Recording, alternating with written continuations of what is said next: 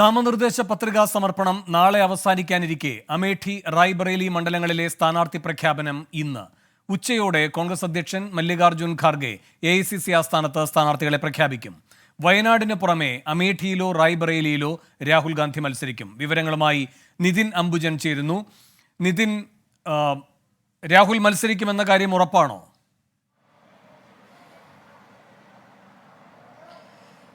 വേണു, ദിവസങ്ങളായി തുടരുന്ന സസ്പെൻസിനാണ് ഇന്ന് വിരാമമാവുക. ഉച്ചയോടുകൂടി തന്നെ സ്ഥാനാർത്ഥി പ്രഖ്യാപനം എഐസിസിന്റെ ഭാഗത്തും ഉണ്ടാകും. കഴിഞ്ഞ ദിവസം ഇതുമായി ബന്ധപ്പെട്ട് ജയറാം രമേശ് വ്യക്തമാക്കിയിരുന്നു 24 മണിക്കൂറിനകം പ്രഖ്യാപനം ഉണ്ടാകും എന്നുള്ളത്. എന്തായാലും രാഹുൽ ഗാന്ധിയും പ്രിയങ്ക ഗാന്ധിയും മത്സരരംഗത്ത് വേണം എന്നൊരാവശ്യമാണ് ഉത്തർപ്രദേശ് PCC ഘടകവും അതോടൊപ്പം തന്നെ കോൺഗ്രസ് പ്രവർത്തകവും ഒരുപോലെ സമ്മർദ്ദം ചെലുത്തുന്നത്. പക്ഷേ രാഹുൽ ഗാന്ധി അമേഠിയിലോ അല്ലെങ്കിൽ റായ്ബറിയിലോ മത്സരിക്കുമെന്ന കാര്യത്തിൽ തന്നെയാണ് ഇപ്പോഴും എഐസിസി നേതാക്കൾ നൽകുന്ന വിവരം. കാരണം രാഹുൽ ഗാന്ധി മത്സരത്തിൽ നിന്ന് മാറി നിന്നാൽ അത് വലിയ വിമർശനം, ഉത്തരേന്ത്യയിലടക്കം വലിയ തിരിച്ചടി എന്നൊരു വിലയിരുത്തൽ തന്നെയാണ് എഐസിസി നേതൃത്വമുള്ളത്. കോൺഗ്രസ് അധ്യക്ഷൻ മല്ലികാർജ്ജുൻ ഖാർഗെയും ഈ ഒരു കാര്യം രാഹുൽ ഗാന്ധിയെ അറിയിച്ചിട്ടുണ്ട്. അതുകൊണ്ട് രാഹുൽ ഗാന്ധി മത്സരരംഗത്ത് ഉണ്ടാകും എന്ന കാര്യം തന്നെയാണ് ഇപ്പോഴും നേതാക്കൾ നൽകുന്ന വിവരം. അതിൽ അമേഠി അല്ലെങ്കിൽ റായ്ബറേലി, ഈ 2 മണ്ഡലങ്ങളിൽ ഏതെങ്കിലും റായ്ബറേലിയിൽ മത്സരിക്കാനാണ് സാധ്യത ഏറെയുള്ളത്. അതേസമയം തന്നെ പ്രിയങ്ക ഗാന്ധി ഒരുപക്ഷെ മത്സരരംഗത്ത് ഉണ്ടാകാൻ സാധ്യതയില്ല. കാരണം അമേഠിയിൽ കഴിഞ്ഞ തവണ 2019 55,000 വോട്ടുകൾക്കാണ് പരാജയപ്പെട്ടത്. ഇത്തവണ അമേഠി മണ്ഡലം തിരിച്ചുപിടിക്കാൻ കഴിയുമെന്നൊരു ആഭ്യന്തര സർവേ കോൺഗ്രസ് കഴിഞ്ഞ ദിവസം വ്യക്തമാക്കിയിരുന്നു. അങ്ങനെയാണെങ്കിൽ റായ്ബറേലിയിലും